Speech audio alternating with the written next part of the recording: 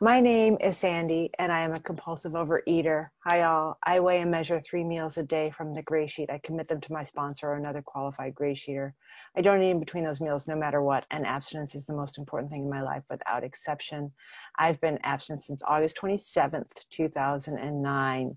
So yesterday was 11 years, and today is 11 years in one day. So I'm a lot calmer. So thank you. Thanks, Laura, for asking me to share. I really appreciate it.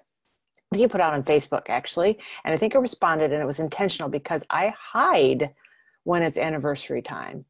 I will qualify all the time, anytime anybody needs, and if I'm ever asked, because I was taught that that's what you do. But I don't, even more than my actual birthday, I don't talk about my gray sheet birthday or anniversary, and I'm not sure why that is. And then I figured it out over the weekend. In fact, last year I had a sponsee who I spoke with on my 10th anniversary. And then she found out later it was my 10th anniversary and I had to mention it. She was quite upset with me. And I realized that it's part of like what I felt when I grew up and why I think I'm a compulsive eater. And that's because I don't feel good enough. You know, I feel like a phony. I feel like an imposter. And when I was young, I filled that with food. And I realized yesterday that all of the attention and all the people being nice and saying wonderful things to me, I didn't think they were lying, but it didn't make sense that they were talking about me because for so much of my life, that's not who I was. So that's, I guess I don't know why, I just felt like I needed to say that. It occurred to me this afternoon that that's why I felt so itchy yesterday. It was like everybody was being too nice and it was, you know, all of this kudos and I felt like an imposter. And then I realized, well, no, that is actually who I am. And I'll get to that in the end. Gray Sheet has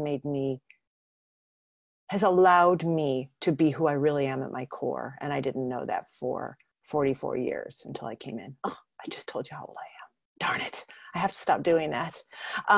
So in the beginning, there was food and there was a lot of food and then there wasn't enough food. Honestly, that's what it was. There came the point where there just wasn't enough. I didn't have a problem. I don't remember having a problem with food when I was a child. When I got to teenager land, I felt that's when it stopped. We moved from Illinois to California. I was lonely. I didn't feel good enough, which was the whole theme throughout the life. But really, I think it was, and looking back, I think it was no different than any other American teenager in the 80s, you know, or actually at all times, I think probably starving themselves to death to look fit in, not feeling good enough, and then gaining a few pounds and then losing the pounds and then that. But it wasn't binging and it wasn't like it would be later. When I went away to college, though, I decided I was going to be somebody different. I wasn't going to be this shy, kind of slightly not even pudgy, but I thought I was pudgy. You know, it didn't matter what it looked like. I thought I was pudgy, that I wasn't going to be that young woman. I was going to be somebody else. I wanted to be somebody that I wasn't. So I did that through booze. I drank a lot. I got to college and I drank a lot. And I found that was actually a good way for me to maintain my weight because I wasn't eating, I was just drinking. And I defined my self-worth then by also being very promiscuous. You know, I was pretty. People wanted to sleep with me. I was pretty. I was popular. And it was a very self-destructive path that I was on. I did not eat for that year and a half. And it was only a year and a half, and I'm lucky. I met the boy who would become the man that I would marry, and I still am married to him. I met him when I was a sophomore in college. I was 19, and he still doesn't drink very much. So I stopped. I stopped having sex with other people. You know, all of that stopped. But so then I still, though, had that core problem, which was hating myself and not feeling good enough. So since the other things that I had used to soothe that weren't available to me, I turned to food, which I think was really my first addiction all along, because I instantly felt calmer. I would eat something, I'd be like this, and I'd feel like this, you know, and it just like gave me that hit of just calm. Nothing had ever made it. Booze didn't make me feel like that. Pot, that also aged me. Weed didn't make me feel like that. Nothing made me feel as calm as a good carbohydrate did. It just settled me down. But then of course that started the cycle that all of us know, where we need more and more and more, and the soothing is less and less and less, and the time in between is shorter and shorter and shorter. And then it became the problem. You know, the food is the problem. And it made me, here's who I am in the food. I am a rageaholic. I think I am smarter and better than everyone else on the planet, and I will go out of my way to tell you that I am better than you. I don't care about anyone or anything. If you stand in the way of my round carbohydrate in the cardboard box, I'll cut you. Just get out of the way. I mean, it's bad. It's not, it sounds, to anyone who's not a compulsive overeater, I know that it sounds odd. You know, for some reason, we believe that of other addicts. The world believes addicts have that behavior, but food, that's just like, well, no, that's just immoral. You know, it was just, I don't know how to describe it, but you know, I don't have to describe it. Got married to the boy, and that didn't make me feel better. Having 3 beautiful children didn't make me feel better. Having a home, having more than most people in the world have, did not make me feel better. Nothing made me feel better. And in fact, it just kept getting worse and worse and worse because the food wasn't giving me the peace I needed. I'm going to fast forward a lot of it because many of you have heard this, but because I don't want to stay there, because you all know that desperation. If you didn't know that desperation, you wouldn't be on this phone call. You wouldn't be on the video. This is not a place where people who have like a little bit of a problem with food come. You know, we're here because you know what I did. Eating out of the garbage, hiding it, stealing from people, food. I was a realtor. I did open houses and steal everyone's food from the pantry because I knew which ones had the best pantries. You know, stole food from my kids' Christmas stockings. The thing they loved, the best Christmas they ever had, was Christmas 2009, when I had been abstinent for 5 months, because all of a sudden there was nothing missing from their stocking because I hadn't eaten it before they loved it. But so I got very depressed toward the end of my eating career. And I went to therapy and I went to different religious traditions and nothing helped. It just kept getting worse. You know, I wanted to die. Then I thought of ways in which I could help that happen. I don't know if I would have, if I didn't have kids, but I'm fairly certain that that's what stopped me from following through.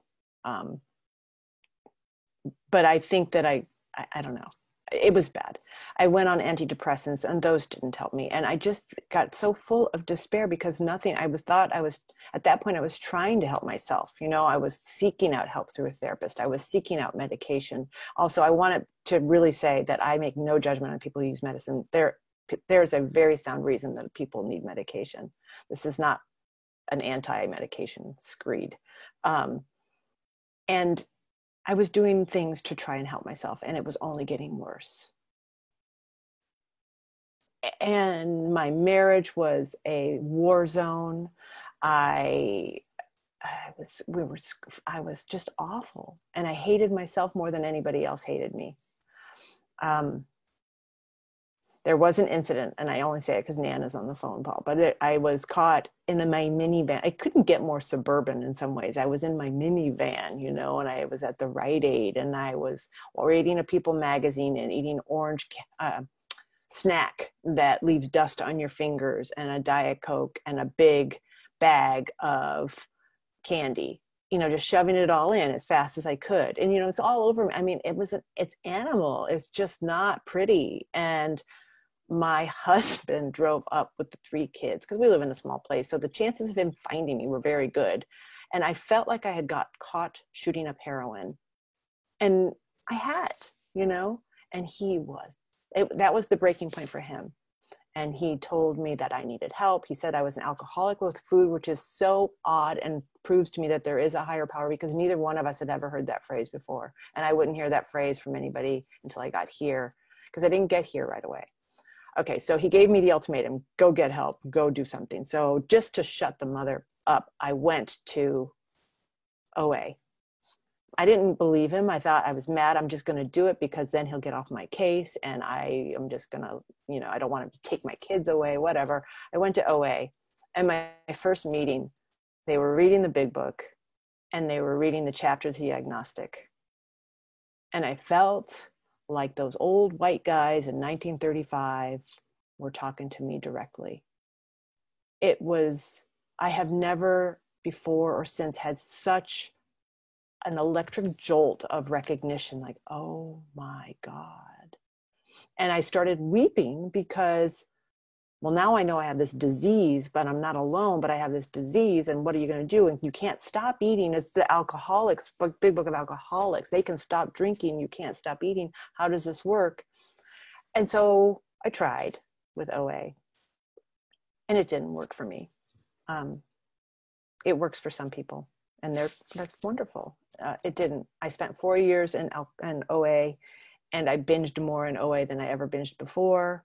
Now I got more depressed because I had this feeling, this deep-seated feeling that there must be a solution, but that I couldn't get it, and that I was going to die like this, knowing now it's worse. Now I know I have a disease, and I still can't stop. And it was just, I thought like I'd been given this terminal diagnosis.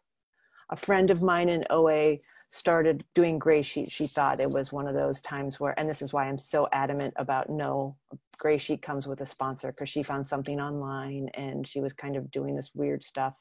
But I, fortunately, because I have a higher power at work in my life, even if I don't know what the hell it is, directed me to the internet, which sounds funny, but I was not an internet girl in 2009. And I found Gray Sheet, and I thought you all were freaking nuts. There's no way. How can you do this? But I persisted because, again, that higher power wasn't going to let me. I was just that desperate. I got on GrayNet. I asked for a sponsor. 4 women responded. I started the next day. And I've been weighing and measuring since then. I had a day 1 issue where I had a vegetable medley that contained a vegetable we don't eat. Oh, God. Hold on. Sorry. Phone calls. But I never stopped. And I felt clarity almost instantly. Like within 2 weeks, it was like, I compare it to a Claritin commercial that it's an allergy commercial where they're there and they're out and they're having this picnic, and you don't know as the viewer there's anything wrong. And then they peel the film away and it's like this hyper focus. It's clear, it's beautiful, the colors are vibrant. That's what it felt like for me. It's like, oh my God, people feel like this without. I felt so much better, so much better. And I just did what I was told. And I don't know why I was able to stay. I think it's because I don't know, and I don't care anymore. I just was. I had enough day 1s in OA. I don't know what it means. I wasn't any sicker than anybody else. It just happened to work for me. And I did. So I'm going to focus now on what I do and what I did. I went to meetings all the flipping time.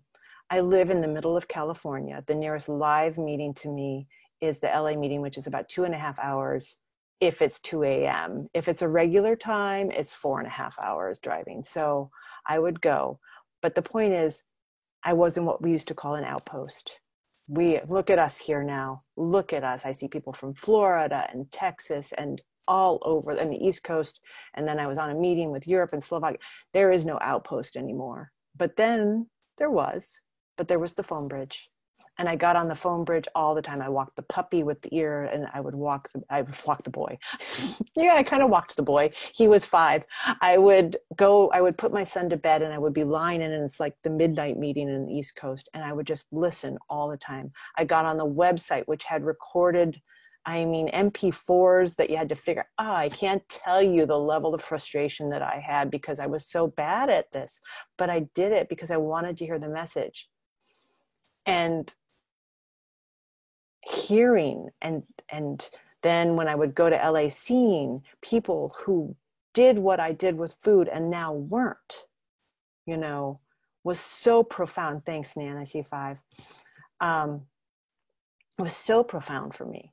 And I just needed to know that one day at a time I could do it. And that first 90 days took forever.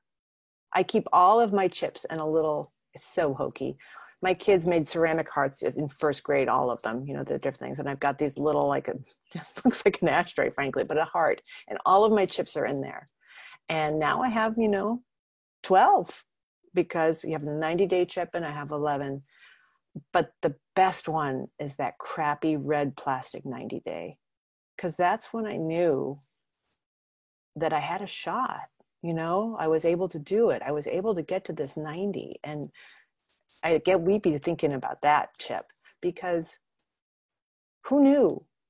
I certainly didn't. I thought I would never get here. So I went to meetings. And then when I was lucky, I couldn't do much service. On the phone bridge, I would time, you know, that was about it. But then I discovered there was a Skype meeting. And again, I just wish you all could have known me before because the idea of me doing anything on the computer is really ridiculous. But I got on this Skype meeting, but it was based in the UK, which meant it was 6 a.m. here in California, and everybody's asleep still. So I would go to my office, which is 3 blocks away. I would get a cup of whatever and go over there in my pajamas and log in and lock the door. And I would sit and I would see recovering gray sheeters every week, see them. Oh my God, these dragons exist. You know, there they are, these mythical creatures, they're there.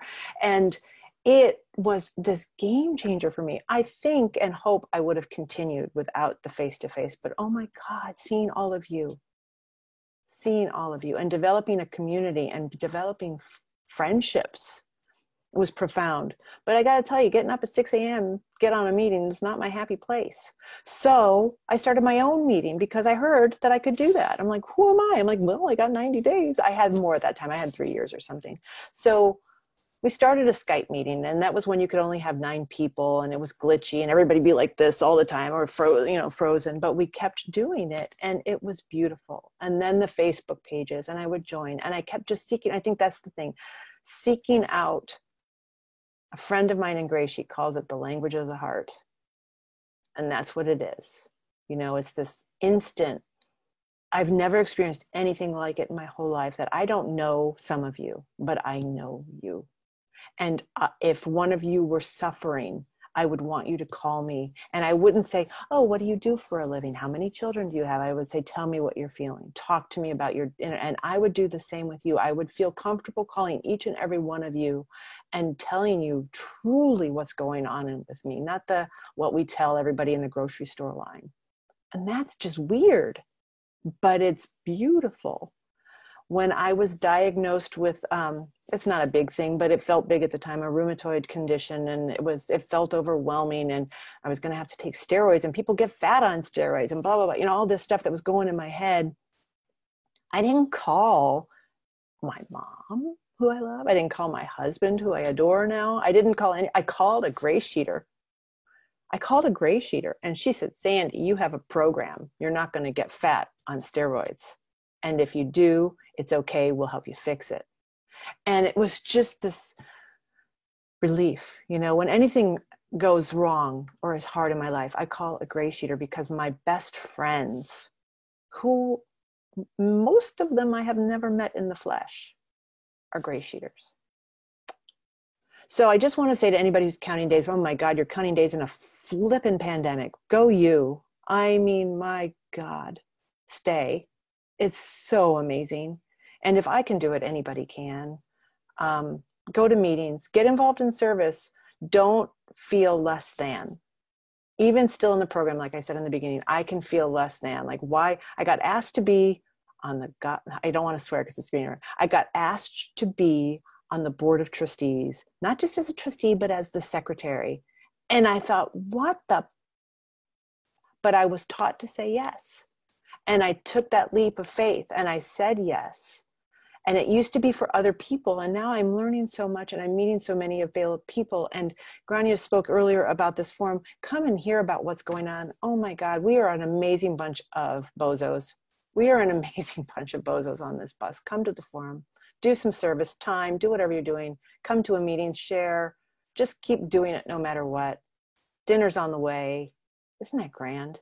I mean, we get to shoot up 3 times a day. I love, love, love, love. I used to get, thanks. I will start with this. It used to really irritate me when I would hear people say that they were grateful that they were a recovering compulsive overeater. It used to piss me off, but I am so grateful because I got a chance to meet myself and I got a chance to meet all of you. So thanks, I pass.